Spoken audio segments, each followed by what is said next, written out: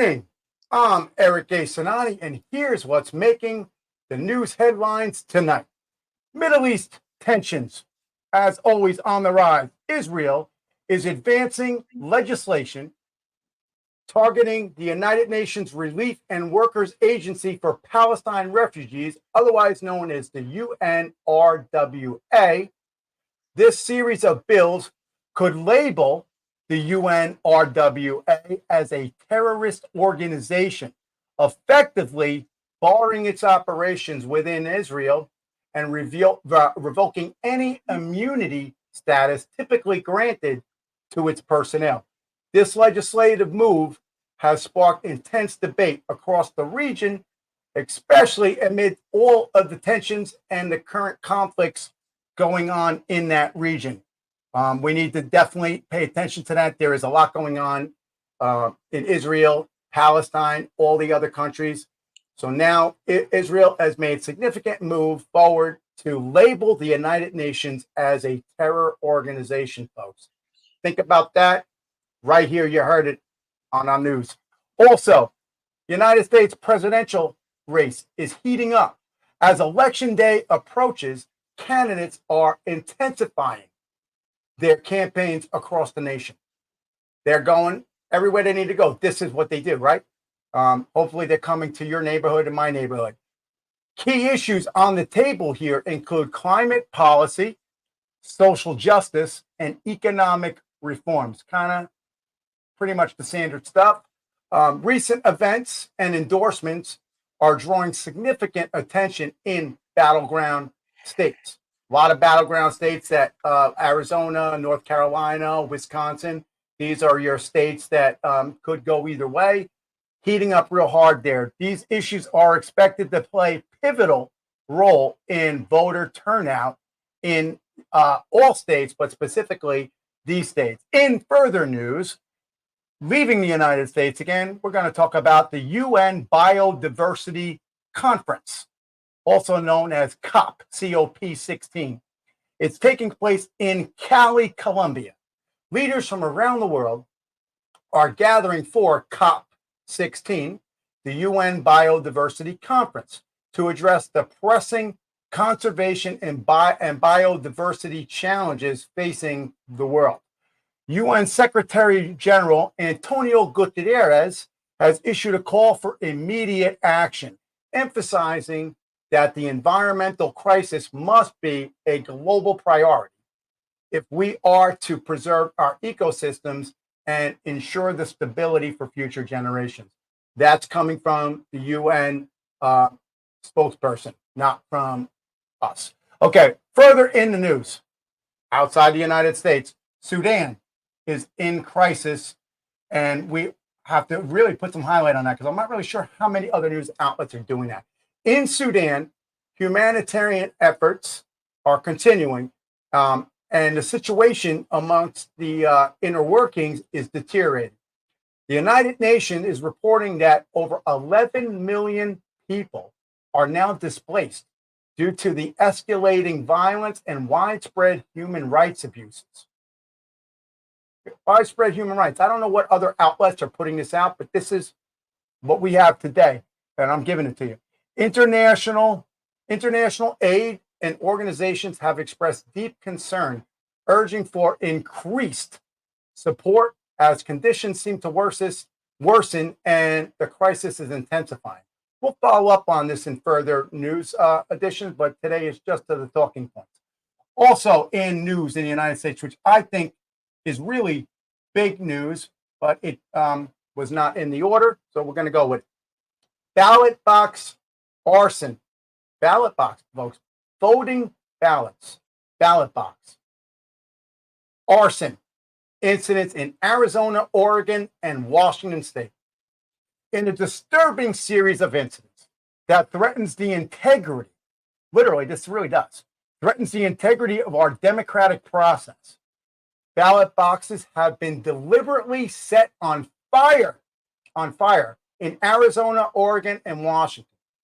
This troubling trend is raising serious concerns among ballot security and safety across all the states, not just the states we named here, especially with early voting and the mail-in ballots.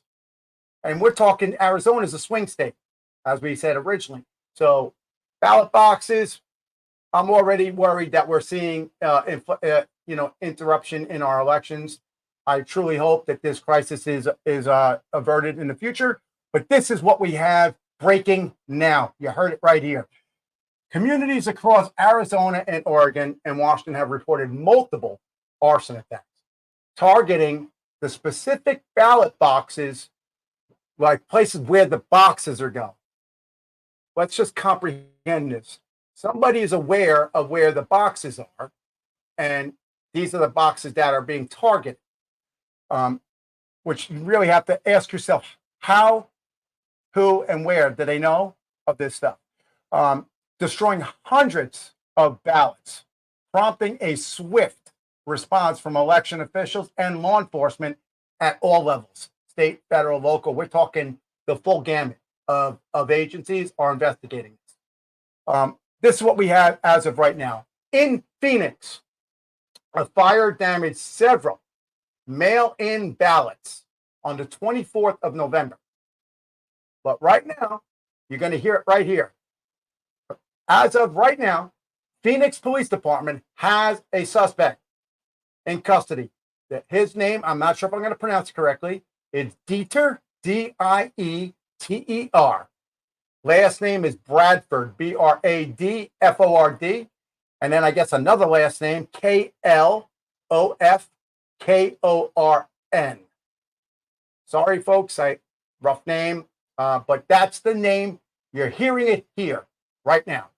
And this individual, it set mailboxes ablaze to provoke arrest rather than for politically motivated reasons. This is what they're saying. My sources are saying that they're reaching out to the affected voters and they're ensuring that they can recast their ballot to ensure a good, safe election. And I think that is the key right here on this news. You're going to hear from me, Cinotti, coming to you, that your vote still counts. Your vote counts, and what you say means something, and you can recast your ballot. If you're one of these people in these areas, they're reaching out to the people they believe voted. If you put in for a mail-in ballot or an absentee ballot, there is a registry of that. So they're reaching out. But if you are one of these people, and it doesn't even have to be one of the states we just mentioned, if you're one of those people, you can also contact and say, hey, I think I might be, but there is going to be an opportunity for people to vote. So don't think that the ballots just disappeared.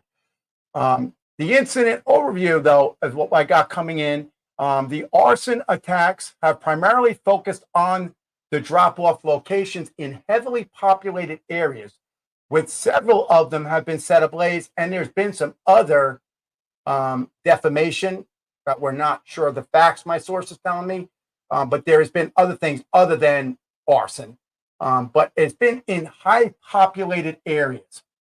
With the additional incidents in Oregon and Washington have destroyed a significant number of ballots, again, further raising voter concerns about the safety and the voting process. Let me say it here. This is the United States. We have ample resources. We will not allow anyone to disturb, disrupt, and infiltrate our election system. Make sure you understand that we're not reporting that is going on. They are doing everything in their power, all the above agencies, and some we probably don't know of, to ensure this doesn't happen. 90% of the time, these are just people that just do dumb things. They're not maybe a targeted attack bigger than you think. But we're not here to speculate. I'm here to give you the news. But I want to make sure when I said that you know that your vote still counts and you still have a chance. So law enforcement is stating that, like I said, that all levels of the authorities are treating this as deliberate attacks on our democratic infrastructure, and that they have pulled surveillance footage from several locations and has provided additional leads, as well as the suspect's vehicle and linking that vehicle to tracking to different locations. In some cases, there were devices used to politically charge the system. I guess symbols. Again, this is breaking news. It's coming in sporadic pieces, but there have been some symbols. I don't want to speculate, folks, on that, but it is something there. Maybe by the next broadcast, I can give you more information, but I assure you, we gave you the suspect's name. You're not going to hear that anywhere else at this hour. Potential motivations behind these acts is what they believe is what these symbols might be, but we're not, my contact is not giving that information, so I'm not going to speculate. They are collaborating across state lines, folks. They are talking from state to state, and I want to make sure you understand, when you're dealing with the post office, that is a federal offense. So we're not going to break off here too hard, but when you're messed with the post office, that becomes a federal offense. The Post Office Inspector General, which is their chief law enforcement person, gets involved. You also get all the other federal agencies involved. And you also, not only is it federal, but there are state crimes involved too, the arson and whatever means they use to gain access to this. Now, for those of you that are asking yourself, but double jeopardy in the U.S. Constitution says you can't be charged for the same crime twice. That's correct. But you can be. Here it is, folks. You heard it here. You could be charged for the same crime, even though double jeopardy is in the Constitution, but it does not apply if you're charged on a state level and a federal level. You heard it here, right from Cinotti. So this is a federal crime that we know, but there could be state charges as well. And it could be the same thing. It's not double jeopardy. You heard it here. Buy my book, The U.S. Constitution, coming out. Check us out. Eric A. Cinotti, Unplugged. Insights and perspectives, and always the Hostile Zone. Both available on iHeartRadio. Check us out everywhere. So the voter reactions and security measures is obviously an important piece we're going to address here. The arson attacks have naturally raised concerns among the early voters, obviously, right? That people that are relying on that ballot, assuming that their vote is safe and secure, and it is an accessible way to vote. Some people, it's a long lines to vote, and sometimes people have a disability or whatever. They have a need for an absentee ballot or a mail-in ballot. There's a need for this. But rest assured, every vote will count. I assure you, no matter who wins the presidential election next week, either side is going to check, and I would too if I was running. They're going to check. So if you are in any of these areas and you feel that your vote didn't count, you can always contact your local voting, your state election commission, and they will advise you as how to go. You can always get another ballot, put it in. They won't count it if it's twice, but at least you know you got it out there, folks, because your vote does count. People shed blood for you to vote. You have a duty to vote. So election officials have also said they're responding with increased security now. So they're putting people out at these sites to ensure that this doesn't happen. That is a good conversation for one of my other shows or for another news day. Why did the government take so long to do this? And why was this not something that was happening all along? Is there something else going on? That you have to ask yourself. We will follow up on that. Voters deposited several votes into these affected boxes. And again, the government is saying, if you believe that you were one of those people, to contact them, just like I said, contact your state election commission. Easy to do. Contact, and they will get you set up. You could contact the state election, your county election, or even every city in town has somebody that's responsible for elections in that jurisdiction, even down to your small town, because you have your mayor, your council, and other elected people. So there is somebody you can get in touch with. We still have a week to go, roughly, to election. There's plenty of time. Plenty of time. Do not fret. Do not get upset. The situation will be handled. Your vote will count. But you need to know that these things are going on. And I'm happy to hear that the government is going to have security amped up at these drop-off sites so this doesn't happen again. Now, what are the implications for the democratic process? That, I think, is the bigger discussion here, because that is really what the question is, not this isolated incidents or whatever they might be. What is the broader implication? What are people going to see when they hear this story, when this story starts getting bigger and talked about elsewhere? What is this telling somebody, and who is behind it? I don't know, but that's the bigger question. This is a troubling series of arson incidents. Bottom line, there's broader implications no matter what. Well, we are resilient. We are a resilient nation. We are resilient people. And we are a resourceful nation and resourceful people. And we will get through this. We'll do it together. Don't get yourself all upset. Election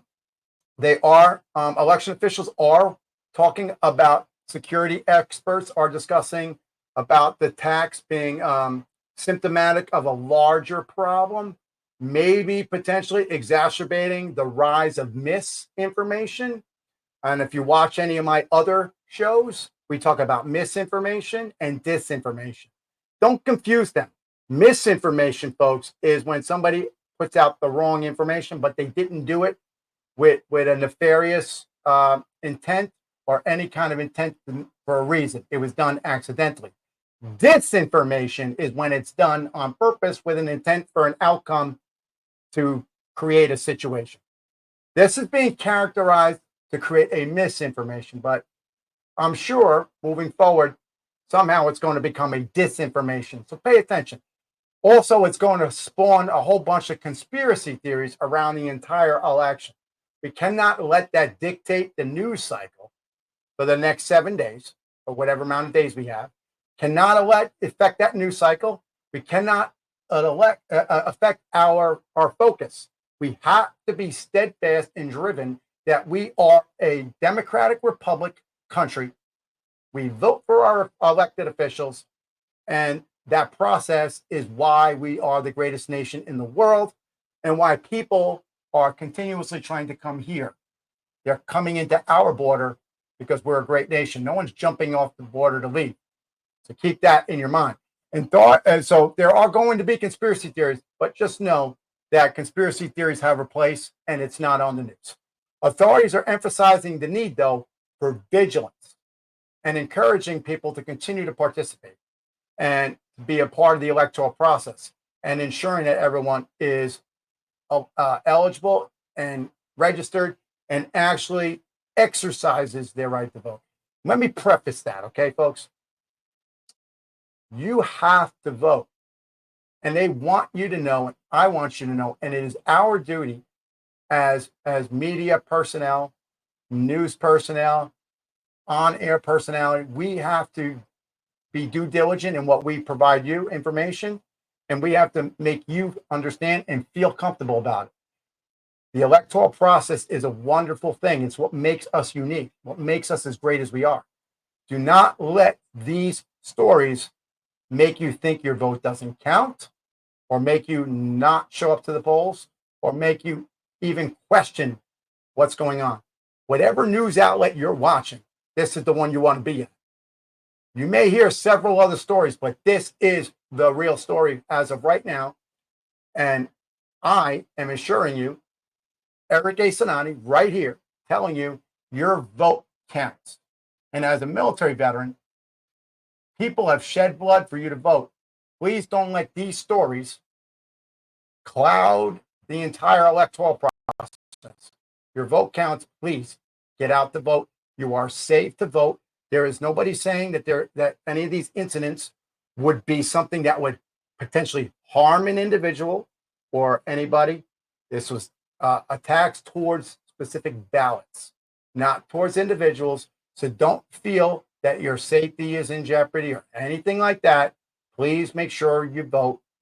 If you need to get a vote out, make the phone calls and ask for a mail-in ballot if you can't get there. Do anything you have to do to make it happen. Just do not forget, and do not let other news or maybe so-called news outlets cloud your judgment. This story is isolated. Even though it sounds a couple states, it's isolated. It is not a systematic issue.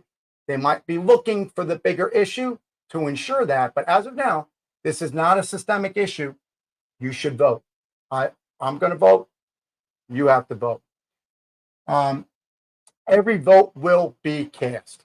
So that is the news brief for today. So as investigations progress, authorities are going to remain committed to identifying and prosecuting everybody responsible and engaged in this attempt to mess up the voter process, whatever you want to call it. They're going to continue. If we named one person, there are several people being looked at. That's the one we can put out to you now. Everybody knows how it works. This guy's sitting in custody. Everybody, when they get in there, I'm sure he's going to start naming who helped him. But we'll see where the news takes us. I'm not going to put that out now, but I mean, it's multiple states in one person named so far, so you can speculate however you like. They are assuring you, though, that they're protecting our democratic process and maintaining voter confidence is essential. And that is our duty as media people. I'm telling you that it is the confidence in our election system is paramount to who we are. And you need to trust that. And you need to let things play out as they do and just do your due diligence. And your due diligence is not to be swayed by people that are providing information that is not actual news, and not to be swayed by other issues that are going on. Just to be razor focused that we have to elect a leader in our nation who's going to ultimately be the leader of the free world, whether it be Kamala Harris or Donald Trump. Either one, we're not here to say, but one of them is going to win. You need to cast your vote, regardless of all this other thing. Now, thank you for joining me, Eric A. Cinotti. Stay tuned for further updates because I'm going to update you continuously as the news come in. Again, thank you very much for tuning in. I'm Eric A. Cinotti, providing you the news update for today. Have a good night. Stay safe, America. We'll give you updates.